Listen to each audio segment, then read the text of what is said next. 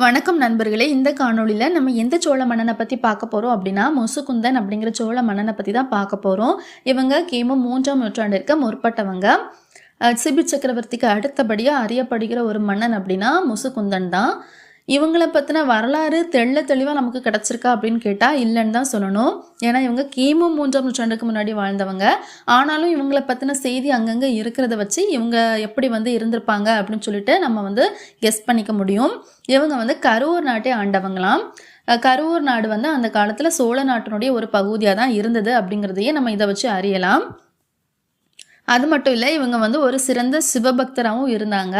இந்திரன் கிட்ட இருந்து 7 சிவலிங்கங்களை இவங்க பரிசா பெற்றதா ஒரு கதை இருக்குது. அந்த 7 சிவலிங்கங்களையும் 7 இடங்களில் இவங்க நிறுவனாங்களாம்.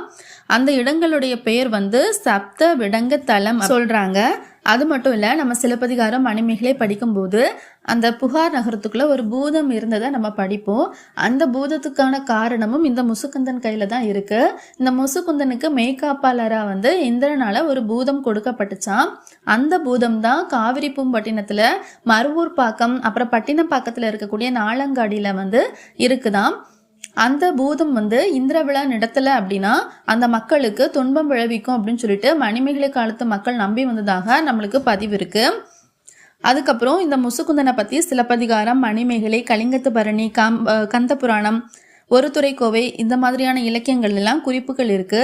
நம்ம இந்த முசுகுந்தனை வச்சு நம்ம என்ன தெரிஞ்சுக்கலாம் அப்படின்னா, அந்த காலத்தில் அதாவது கிமு 3ஆம் நூற்றாண்டு காலகட்டத்திலேயே எப்படி பூம்புகார் நகரம் அதனுடைய வணிக சிறப்புலாம் இருந்தது அப்படின்னு சொல்லிட்டு இந்த முசுகுந்தனுடைய வரலாற்றிலிருந்து நம்ம தெரிஞ்சுக்கலாம். தொடர்ந்து அடுத்தடுத்த காணொளியில் அடுத்தடுத்த சோழர்களை பற்றி நம்ம பார்க்கலாம். நன்றி, வணக்கம்.